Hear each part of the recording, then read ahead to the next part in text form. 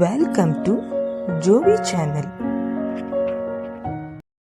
Hello friends, ಇವತ್ತಿನ ದಿನ ನಾನು ಮೈಸೂರಿನಲ್ಲಿರುವಂತಹ ವಿಂಟೇಜ್ ಕಾರ್ ಮ್ಯೂಸಿಯಂಗೆ ನಿಮ್ಮನ್ನು ಕರ್ಕೊಂಡು ಬಂದಿದ್ದೀನಿ. ಬನ್ನಿ, ಒಳಗಡೆ ಹೇಗಿದೆ ಅಂತ ನಿಮಗೆ ತೋರಿಸ್ತೀನಿ.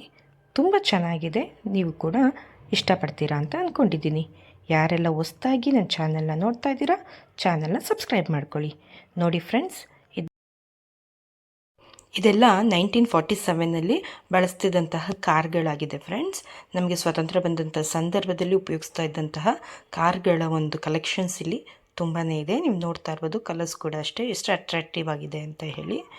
ಮತ್ತು ನಾವು ಹೀಗೆ ಮುಂದಕ್ಕೆ ನೋಡ್ತಾ ಹೋಗೋಣಂತೆ ಇನ್ನು ಯಾವ್ಯಾವ ಕಾರ್ಗಳಿದೆ ಅಂತ ನೀವು ನೋಡ್ತಿರ್ಬೋದು. ಇದು 1929ನಲ್ಲಿ ಆಗಿನ ಕಾಲದ ಬ್ರಿಟಿಷರ ಕಾಲದಲ್ಲಿ ಉಪಯೋಗಿಸ್ತಿದ್ದಂತಹ ಕಾರುಗಳೆಲ್ಲ ಬ್ಯೂಕ್ ಸೀರೀಸ್ ಅಂತ ಇದೆಲ್ಲ ನೋಡಿ. ಅದ್ರ ಬಗ್ಗೆ ಕಾರ್ಗಳನ್ನು ಇಡೋದ್ರ ಜೊತೆಯಲ್ಲಿ ಅದರ ಬಗ್ಗೆ ಕೆಲವೊಂದು ಮಾಹಿತಿಗಳನ್ನು ನಿಮಗೆ ಅಲ್ಲಿ ಇಟ್ಟಿದ್ದಾರೆ. ನೀವು ಓದಿ ನಿಮಗೇನು ಕನ್ಫ್ಯೂಸ್ ಆಗಲ್ಲ. ಅಲ್ಲಿ ಯಾವ ವರ್ಷದ ಒಂದು ಕಾರ್ಗಳು, ಹೇಗೆ ಅದು ಮಾಡಿಫೈ ಆಯಿತು, ಈಗ ಯಾವ ರೀತಿ ಇದೆ ಅನ್ನೋದ್ರ ಬಗ್ಗೆ ಸಂಪೂರ್ಣವಾದ ಚಿತ್ರಣ ನಿಮಗೆ ಅಲ್ಲಿ ಸಿಕ್ಬಿಡುತ್ತೆ ನೋಡಿ. ಇದು ಬಂದು 1936 ಅಂದರೆ 1936 ಆ ಸಂದರ್ಭದಲ್ಲಿ ಬಂದಂತಹ ಕಾರ್ಗಳಾಗಿದೆ. ಇದೆಲ್ಲ 1947, 1952 ಹೀಗೆ ಸುಮಾರು ಅದು ಮಾಡಿಫೈ ಆಯಿತು. ನಿಮ್ಗೆ ಗೊತ್ತಿದೆ, ಒಂದಕ್ಕಿಂತ ಒಂದು ತುಂಬ ಚೆನ್ನಾಗಿದೆ ಫ್ರೆಂಡ್ಸ್. ನೋಡಿ, ಅದಕ್ಕೆ ಅಲ್ಲಿ ನಾವು ಅದನ್ನು ಟಚ್ ಮಾಡಬಾರ್ದು ಅಂತ ನಮಗೆ ಅಲ್ಲಿ ಒಂದು ಬ್ಯಾರಿಕೇಡ್ ಥರ ಕೂಡ ಹಾಕಿದ್ದಾರೆ. ಮತ್ತು ಪ್ರತಿಯೊಂದು ಕಾರ್ ಮುಂದೆ ಆ ಕಾರಿನ ಹೆಸರು ಮತ್ತು ಅದರ ಒಂದು ಸಂಪೂರ್ಣ ಮಾಹಿತಿಯನ್ನು ಕೂಡ ಕೊಟ್ಟಿದ್ದಾರೆ. ಇದು ಒಂದು ಅರ್ಥದಲ್ಲಿ ಹೇಳಬೇಕಂದ್ರೆ ಒಂದು ಲಾರ್ಜೆಸ್ಟ್ ಕಾರ್ ಮ್ಯೂಸಿಯಂ ಅಂತಲೇ ಹೇಳ್ಬೋದು. ವಿಂಟೇಜ್ ಕಾರ್ಗಳ ಒಂದು ಕಲೆಕ್ಷನ್ಸ್ಗಳು ಇಲ್ಲಿ ತುಂಬಾ ಇದೆ. ಇದು ಮೈಸೂರಲ್ಲಿ ಇದೆ ಫ್ರೆಂಡ್ಸ್. ಮತ್ತು ಇಲ್ಲಿಗೆ ನಿಮಗೆ ಟಿಕೆಟ್ ಏನಿದೆ ಅಂತಂದರೆ, ಟಿಕೆಟ್ ಚಾರ್ಜ್ ಏನಿದೆ ಅಂತ ಹೇಳಿದ್ರೆ, ಅಡಲ್ಟ್ಸ್ಗೆ ಅಂದರೆ ದೊಡ್ಡವ್ರಿಗೆ ಒಂದು 50 ರೂಪಾಯಿ ಇದೆ ಅಷ್ಟೇ. 12 ಬಿಲೋ 12 ವರ್ಷದ ಕೆಳಗಡೆ ಇರುವಂಥವ್ರಿಗೆ ಅಲ್ಲಿ ಫ್ರೀ ಇದೆ ಫ್ರೆಂಡ್ಸ್. ನೀವು ಆರಾಮಾಗಿ ಮಕ್ಕಳನ್ನೆಲ್ಲ ಕರ್ಕೊಂಡು ಹೋಗಿ ಬರಬಹುದು. ಮಕ್ಕಳೆಲ್ಲ ತುಂಬಾ ಇಷ್ಟಪಡ್ತಾರೆ. ಆಗಿನ ಕಾಲದಲ್ಲೆಲ್ಲ ಯಾವ ರೀತಿ ಇತ್ತು ಕಾರನ್ನು ಇಷ್ಟಪಡುವಂಥವ್ರು ಖಂಡಿತವಾಗೂ ಈ ಒಂದು ಮ್ಯೂಸಿಯಂನ ಇಷ್ಟಪಡ್ತಾರೆ. ಮತ್ತು ಇದು ಮೈಸೂರಿನಲ್ಲಿ ಇದೆ. ನೀವೇನಾದ್ರು ಮೈಸೂರಿಗೆ ಭೇಟಿ ಕೊಟ್ಟರೆ ಖಂಡಿತವಾಗೂ ನೀವು ಒಂದು ಸಲ ಈ ಒಂದು ಮ್ಯೂಸಿಯಂಗೆ ಭೇಟಿ ಕೊಡಿ. ಇದನ್ನು ಪಯಣ ಅಂತಲೂ ಹೇಳ್ತಾರೆ ನೋಡಿ. 1931 ಫಿಯೇಟ್ ಅಂತ ಹೇಳಿ ನೋಡ್ತಾ ಇರ್ಬೋದು ನೀವು. ಅದ್ರದ್ದೆಲ್ಲ ಯಾವ ಸೀರೀಸು, ಯಾವ ವರ್ಷದಲ್ಲಿ ಅದು ಮ್ಯಾನುಫ್ಯಾಕ್ಚರ್ ಆಯಿತು, ಮತ್ತು ಅದು ಮತ್ತು ಯಾವ ರೀತಿಯಾಗಿ ಒಂದು ಯೂಸೇಜ್ ಇತ್ತು ನೋಡಿ. ಇದು 1929 ಪೂರ್ತಿ ಡೀಟೇಲಲ್ಲಿದೆ ನಿಮಗೆ. ನೀವು ಆರಾಮಾಗಿ ಅದನ್ನೆಲ್ಲ ನೋಡಿಕೊಂಡು ಒಂದು ರೌಂಡ್ ಹೋಗಿ ಬರ್ಬೋದು. ತುಂಬ ದೊಡ್ಡದಾಗಿದೆ, ವಿಶಾಲವಾದಂಥ ಒಂದು ಸ್ಥಳದಲ್ಲಿ ಮಾಡಿದ್ದಾರೆ. ಇದು ಕಾರಿನ ಒಂದು ಮ್ಯೂಸಿಯಂ ಅಷ್ಟೇ ಆಗಿರದೆ ಬೈಕ್ಗಳನ್ನೂ ಕೂಡ ನೀವು ಇಲ್ಲಿ ನೋಡ್ಬೋದು. ಹಳೆ ಕಾಲದಲ್ಲೆಲ್ಲ ಯಾವ ರೀತಿಯಾದ ಬೈಕ್ಗಳನ್ನ ಉಪಯೋಗಿಸ್ತಿದ್ರು ಅಂತ ಹೇಳಿ ನೀವು ನೋಡ್ಬೋದು. ಮತ್ತು ಆಗಿನ ಕಾಲದಲ್ಲಿ ಹಳೆ ಕಾಲದಲ್ಲಿ ಉಪಯೋಗಿಸ್ತಿದ್ದಂತಹ ಕೆಲವೊಂದು ಉಪಕರಣಗಳ ಬಗ್ಗೆ ಕೂಡ ನಿಮಗೆ ಇಲ್ಲಿ ಒಂದು ಕೆಲವಷ್ಟು ಮಾಹಿತಿ ಇದೆ. ಏನೆಲ್ಲ ಸಿಕ್ಕಿದೆ ಅದನ್ನು ಇಲ್ಲಿ ಅವರು ನೀಟಾಗಿ ಜೋಡಿಸಿಟ್ಟಿದ್ದಾರೆ. ನೋಡ್ತಾ ಇರ್ಬೋದು ಎಷ್ಟು ವಿಶಾಲವಾಗಿದೆ ಅಂತೇಳಿ ಸ್ಥಳ ನೋಡಿ. ಇದೆಲ್ಲ ಆಗಿನ ಕಾಲದಲ್ಲಿ ಈ ಬ್ರಿಟಿಷರೆಲ್ಲ ಉಪಯೋಗಿಸ್ತಾ ಇದ್ರು. ತುಂಬಾ ಜಿಪ್ಸಿ ತುಂಬಾ ಚೆನ್ನಾಗಿತ್ತು. ಅದರದ್ದು ಡಿಸೈನ್ ಎಲ್ಲ ನೋಡ್ತಾ ಇದ್ದರೆ ನಮಗೂ ಒಂದ್ಸಲ ಒಂದು ರೈಡ್ ಹೋಗಿ ಬರೋಣ ಅಂತ ಅನಿಸುತ್ತೆ. ಮತ್ತು ನೋಡಿ, ಅದರ ಬಗ್ಗೆ ಪೂರ್ತಿಯಾಗಿ ಮಾಹಿತಿಯನ್ನು ಜಿಪ್ಸಿ ಆಫ್ ಗ್ಲೋರಿ ಅಂತ ಹೇಳಿ ಇದ್ರ ಹೆಸರು ನೋಡಿ. ಮಕ್ಕಳೆಲ್ಲ ನೀವು ನೋಡ್ತಾ ಇರ್ಬೋದು, ಅಲ್ಲೆಲ್ಲ ನಿಜವಾಗ್ಲೂ ಅದನ್ನು ತುಂಬಾ ಚೆನ್ನಾಗಿ ಎಂಜಾಯ್ ಮಾಡ್ತಾ ಇದ್ದಾರೆ. ನಮಗೂ ಕೂಡ ತುಂಬಾ ಇಂಟ್ರೆಸ್ಟಿಂಗ್ ಅಂತ ಅನ್ನಿಸ್ತು. ಮೈಸೂರಿಗೆ ಭೇಟಿ ಕೊಟ್ಟರೆ ಖಂಡಿತವಾಗೂ ನೀವೊಂದು ಸಲ ಈ ಒಂದು ಪಯಣ ವಿಂಟೇಜ್ ಕಾರ್ ಮ್ಯೂಸಿಯಂಗೆ ಭೇಟಿ ಕೊಡಿ. ಇದೆಲ್ಲ ನೋಡಿ, ಆರ್ಮಿ ಟ್ರಕ್ಗಳು ನೋಡ್ತಾ ಇರ್ಬೋದು ನೀವು. ಅದರದ್ದು ಒಂದು ಮಾಡೆಲ್ಸು ಕೂಡ ಒಂದು ಮ್ಯೂಸಿಯಮಲ್ಲಿ ನಿಮಗೆ ಇದೆ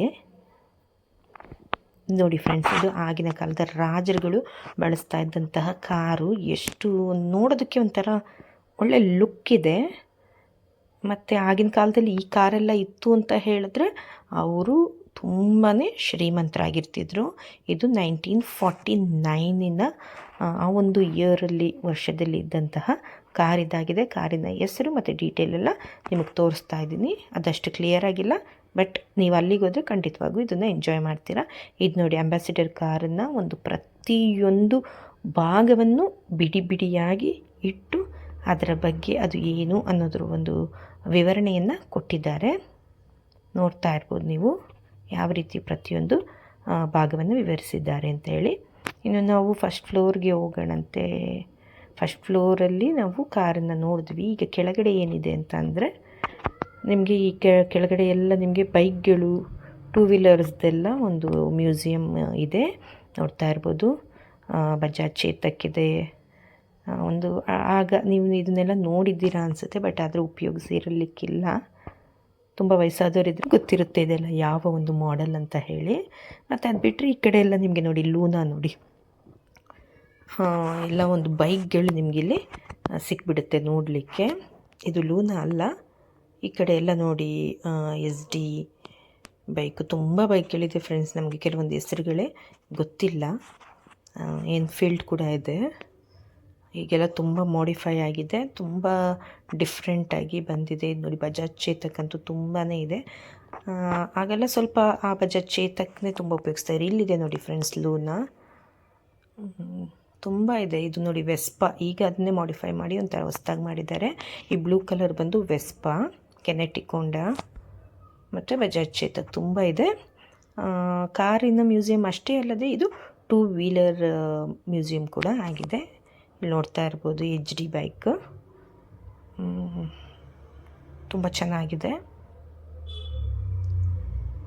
ನಿಮಗೂ ಇಷ್ಟ ಆಗುತ್ತೆ ಅಂತ ಅಂದ್ಕೊಂಡಿದ್ದೀನಿ. ಮತ್ತು ಇದಾದಮೇಲೆ ಈಗ ನಾವು ವೀಲ್ ಅಂದರೆ ಚಕ್ರಗಳು ಯಾವ ರೀತಿಯಾಗಿದೆ, ಎಷ್ಟು ದೊಡ್ಡದಿತ್ತು ಫ್ರೆಂಡ್ಸ್ ಮೊದಲೆಲ್ಲ ವೆಹಿಕಲ್ಸ್ಗೆ, ನೋಡಿ ಈಗ ಅದೇ ಮಾಡಿಫೈ ಆಗಿ ಈಗ ಎಷ್ಟು ಚಿಕ್ಕದಾಗಿದೆ ಅನ್ನೋದ್ರ ಒಂದು ಮಾಹಿತಿ ಕೂಡ ಅದರಲ್ಲಿದೆ. ಅದಷ್ಟೇ ಅಲ್ಲದೆ ಆಗಿನ ಕಾಲದಲ್ಲಿ ಬಳಸ್ತಿದ್ದಂತಹ ಟಾಂಗಾ ಮತ್ತು ಎತ್ತಿನ ಗಾಡಿಗಳು ಕೂಡ, ಅದರ ಒಂದು ಮಾಡೆಲ್ನ ಕೂಡ ನಿಮಗಲ್ಲಿ ಇಟ್ಟಿದ್ದಾರೆ. ನಾವು ನೋಡದೇ ಇರುವಂತಹ ಎಷ್ಟೋ ಒಂದು ಏನು ಹೇಳ್ತಾರೆ, ಒಂದು ಗೊತ್ತಿಲ್ಲದೆ ಇರುವಂಥ ಮಾಹಿತಿಗಳೆಲ್ಲ ನಮಗೆ ಇಲ್ಲಿ ಸಿಕ್ಬಿಡುತ್ತೆ. ಮತ್ತು ಇದೊಂಥರ ಇಂಟ್ರೆಸ್ಟಿಂಗಾಗಿ ಕೂಡ ಇತ್ತು, ಈ ರೀತಿಯೆಲ್ಲ ಇತ್ತ ಆಗಿನ ಕಾಲದಲ್ಲಿ ಅಂತ. ಅಂದರೆ ನಮಗೆ ಗೊತ್ತಿತ್ತು ಬಟ್ ನೋಡಿರಲಿಕ್ಕಿಲ್ಲ. ಮತ್ತು ಇದೆಲ್ಲ ಆಗಿನ ಕಾಲದ ರಾಜರುಗಳು ಬಳಸ್ತಾ ಇದ್ದಂತಹ ಕತ್ತಿಗಳಾಗಿದೆ.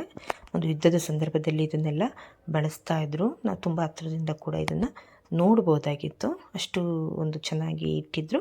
ಮತ್ತು ಇದು ನೋಡಿ ಫ್ರೆಂಡ್ಸ್, ಅಕ್ಕಿ ಮತ್ತು ರಾಗಿಯನ್ನು ಅಳಿಲಿಕ್ಕೆ ಉಪಯೋಗಿಸ್ತಾ ಇದ್ದಂತಹ ಸೇರು, ನೋಡೋದಕ್ಕೆ ಎಷ್ಟು ಇಂಟ್ರೆಸ್ಟಿಂಗ್ ಆಗಿದೆ. ಮತ್ತು ಗನ್, ರೈಫಲ್ ಎಲ್ಲ ಇದೆ. ಮತ್ತು ಆಗಿನ ಕಾಲದಲ್ಲಿ ಬಳಸ್ತಾ ಇದ್ದಂತಹ ಯುದ್ಧಕ್ಕೆ ಉಪಯೋಗಿಸ್ತಾ ಇದ್ದಂತಹ ಕತ್ತಿಗಳು ಕೂಡ ನಿಮಗೆ ಇಲ್ಲಿ ನೋಡಲಿಕ್ಕೆ ಸಿಗುತ್ತೆ.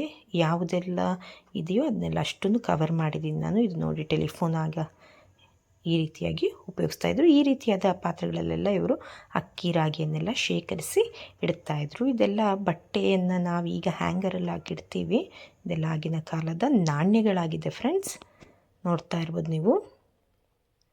ಮತ್ತು ನೋಟುಗಳು ನೋಡಿ ಎಷ್ಟು ದೊಡ್ಡದಾಗಿದೆ ಅಂತ ಹೇಳಿ, ಒಂಥರ ನೋಡೋದಕ್ಕೆ ಇಂಟ್ರೆಸ್ಟಿಂಗ್ ಆಗಿದೆ. 50 ರೂಪಾಯಿ ಕೊಟ್ಟರು ಮೋಸ ಇಲ್ಲ, ದೊಡ್ಡವ್ರಿಗಾದರೆ ಮಾತ್ರ 50 ರೂಪಾಯಿ, ಚಿಕ್ಕವರಿಗೆಲ್ಲ ಫ್ರೀ ಇದೆ ಫ್ರೆಂಡ್ಸ್. ಮತ್ತು ಟೈಮಿಂಗ್ಸ್ ಹೇಳ್ಬಿಡ್ತೀನಿ. ಅದಕ್ಕೆ ಮುಂಚೆ ಇದು ನೋಡಿ ಆಗಿನ ಕಾಲದ ದಿನಪತ್ರಿಕೆಗಳು, ಪಂಚಾಂಗ ನೋಡಿ, ಇದನ್ನು ನೋಡಿನೇ ಪಂಚಾಂಗಗಳನ್ನೆಲ್ಲ ಹೇಳ್ತಾ ಇದ್ದು. ಆ ಬುಕ್ ಇನ್ನೂ ಕೂಡ ಹಾಗೆ ನೀಟಾಗಿ ಮೇಂಟೈನ್ ಮಾಡಿದ್ದಾರೆ. ಇದೆಲ್ಲ ಆಗಿನ ಕಾಲದ ಲಿಪಿ, ಅಕ್ಷರಗಳು ಮತ್ತು ಓಲೆಗರಿ ನೋಡಿ. ಇದು ಪೆನ್ನಿನ ಥರ ಉಪಯೋಗಿಸ್ತಾ ಇದ್ದರು. ಪಕ್ಕದಲ್ಲಿ ಇರುವುದಂತೂ ಶಾಹಿ ಇಡಲಿಕ್ಕೆ ಬೇಕಾದಂಥ ಅದು ಇಡ್ತಾ ಇದ್ದಿದ್ದು. ಅದರಲ್ಲಿ ಇಂಕಿನ ಅದ್ದಿ ಈ ರೀತಿ ಓಲೆಗರಿಯಲ್ಲೆಲ್ಲ ಬರೀತಿದ್ರು. ಇಲ್ಲಿದೆ ನೋಡಿ ಓಲೆಗರಿಗಳು, ಅದರ ಒಂದು ಸ್ಯಾಂಪಲ್ಸ್ ಕೂಡ ನಾವಿಲ್ಲಿ ನೋಡಬಹುದು. ಇದನ್ನು ಕೂಡ ತುಂಬ ಚೆನ್ನಾಗಿ ರೆಡಿ ಮಾಡಿದ್ದಾರೆ. ಮತ್ತು ನಾನು ಇನ್ನೊಂದು ಹೇಳ್ತಿದ್ದೆ, ಇಲ್ಲಿನ ಟೈಮಿಂಗ್ಸ್ ಬಂದು ಬೆಳಗ್ಗೆ 9 ಗಂಟೆಯಿಂದ ಸಂಜೆ 8ರವರೆಗೂ ಇರುತ್ತೆ. ಮತ್ತು ಇದು ನೋಡಿ ಹಳೆಯ ಕಾಲದಲ್ಲಿ ಉಪಯೋಗಿಸ್ತಿದ್ದಂತಹ ಟೈಪ್ ರೈಟಿಂಗ್. ಈಗೆಲ್ಲ ತುಂಬಾ ಇಂಪ್ರೂವ್ ಆಗಿದೆ, ಯಾರು ಟೈಪ್ ರೈಟಿಂಗ್ ಅಷ್ಟು ಉಪಯೋಗಿಸೋದಿಲ್ಲ. ಮತ್ತು ಈಗ ನೋಡಿ ಇಲ್ಲಿ ಕರೆಕ್ಟಾಗಿ ನಿಮಗೆ ಕಾಣ್ತಾ ಇದೆ ಯಾವ ರೀತಿ ಒಂದು ಕತ್ತಿ, ಗನ್ಗಳನ್ನೆಲ್ಲ ಅವರು ನೀಟಾಗಿ ಜೋಡಿಸಿ ಇಟ್ಟಿದ್ದಾರೆ. ಮತ್ತು ಇದೆಲ್ಲ ಸ್ಟ್ಯಾಂಪ್ಸ್, ನೋಡೋದಕ್ಕೆ ತುಂಬಾ ಇಂಟ್ರೆಸ್ಟಿಂಗ್ ಆಗಿದೆ ಫ್ರೆಂಡ್ಸ್. ಖಂಡಿತ ಭೇಟಿ ಕೊಡಿ. ಹೇಗಿತ್ತು ಅಂತ ಮರಿದಿರ ಕಮೆಂಟ್ ಮಾಡಿ. ಯಾರೆಲ್ಲ ನನ್ನ ಚಾನಲ್ನ ಹೊಸ್ದಾಗಿ ನೋಡ್ತಾ ಇದ್ದೀರಾ, ಚಾನಲ್ನ ಸಪೋರ್ಟ್ ಮಾಡಿ, ಲೈಕ್ ಮತ್ತು ಶೇರ್ ಮಾಡಿ. ಅದರ ಜೊತೆಯಲ್ಲಿ ಸಬ್ಸ್ಕ್ರೈಬ್ ಮಾಡೋದನ್ನ ಮಾತ್ರ ಮರಿಬೇಡಿ. ನಾನು ಇದೇ ರೀತಿಯಾದಂತಹ ಯಾವುದೇ ವಿಡಿಯೋ ಮಾಡಿದ್ರೂ ನಿಮಗೆ ಮೊದಲು ಸಿಗಬೇಕು ಅನ್ನೋದಾದರೆ ಬೆಲ್ ಐಕನ್ನ ಒತ್ತಿ. ನೋಡ್ತಾ ಇರ್ಬೋದು ಫ್ರೆಂಡ್ಸ್ ಏನೆಲ್ಲ ಇದೆ ಅಂತೇಳಿ. ನಮಗೆ ಗೊತ್ತಿಲ್ಲದಿರೋದ ಎಷ್ಟೋ ಐಟಮ್ಗಳು ನೋಡಿ, ಇಲ್ಲೆಲ್ಲ ನೋಡ್ಬೋದು ನೀವು. ಆಗಿನ ಕಾಲದಲ್ಲಿ ದಿನಸಿ ಸಾಮಗ್ರಿಗಳನ್ನೆಲ್ಲ ಯಾವ ರೀತಿ ಒಂದು ಜೋಪಾನ ಮಾಡ್ತಿದ್ರು ಅನ್ನೋದಕ್ಕೆ ಇದೆಲ್ಲ ಸಾಕ್ಷಿಯಾಗಿದೆ ಫ್ರೆಂಡ್ಸ್. ನೋಡಿ ಇದೆಲ್ಲ ನೀವು ನೋಡ್ತಾ ಇರ್ಬೋದು ಎಷ್ಟು ಎಷ್ಟೋ ವಿಧ ವಿಧವಾದಂತಹ ಉಪಕರಣಗಳನ್ನೆಲ್ಲ ಇವರು ಉಪಯೋಗಿಸ್ತಾ ಇದ್ದರು. ಈಗಿನ ಕಾಲದಲ್ಲಿ ಅದಕ್ಕೆಲ್ಲ ಮಾನ್ಯತೆ ಇಲ್ಲದೇ ಇದ್ರೂ ಆಗಿನ ಕಾಲದಲ್ಲಿ ಯಾವ ರೀತಿ ಬಳಸ್ತಿದ್ರು ಅನ್ನೋದನ್ನು ನೋಡೋದೇ ಒಂದು ಖುಷಿಯಾಗುತ್ತೆ. ಮತ್ತು ಅದಷ್ಟೇ ಅಲ್ಲದೆ ಹಲವಾರು ವಿಗ್ರಹಗಳು ಕೂಡ ಸಿಕ್ಕಿರುವಂತಹ ವಿಗ್ರಹಗಳನ್ನು ಕೂಡ ಇವರು ಅಚ್ಚುಕಟ್ಟಾಗಿ ಒಂದು ಉದ್ಯಾನವನದ ಥರ ಮಾಡಿ ಅದನ್ನು ಕೂಡ ಇಲ್ಲಿ ಒಂದು ಎಕ್ಸಿಬಿಟ್ ಮಾಡಿದ್ದಾರೆ. ಮತ್ತು ಅವುಗಳು ಯಾವ ವಿಗ್ರಹಗಳು ಅನ್ನೋದ್ರ ಮಾಹಿತಿ ಕೂಡ ನಿಮಗೆ ಇಲ್ಲಿ ಸಿಕ್ಬಿಡುತ್ತೆ. ನೋಡಿ, ಖಂಡಿತ ಚಾನಲ್ನ ಸಬ್ಸ್ಕ್ರೈಬ್ ಮಾಡಿ, ಲೈಕ್ ಮತ್ತು ಶೇರ್ ಮಾಡೋದನ್ನ ಮರಿಬೇಡಿ ಫ್ರೆಂಡ್ಸ್. ನಿಮ್ಮ ಫ್ಯಾಮಿಲಿ ಫ್ರೆಂಡ್ಸ್ಗೂ ಕೂಡ ಚಾನಲ್ನ ಸಬ್ಸ್ಕ್ರೈಬ್ ಮಾಡೋದಕ್ಕೆ ಹೇಳಿ.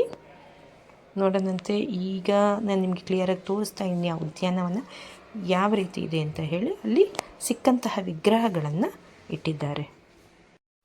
ನಿಮಗೆ ಈ ವಿಡಿಯೋ ಇಷ್ಟ ಆದರೆ ಚಾನಲ್ನ ಸಬ್ಸ್ಕ್ರೈಬ್ ಮಾಡಿ, ಲೈಕ್ ಮತ್ತು ಶೇರ್ ಮಾಡಿ.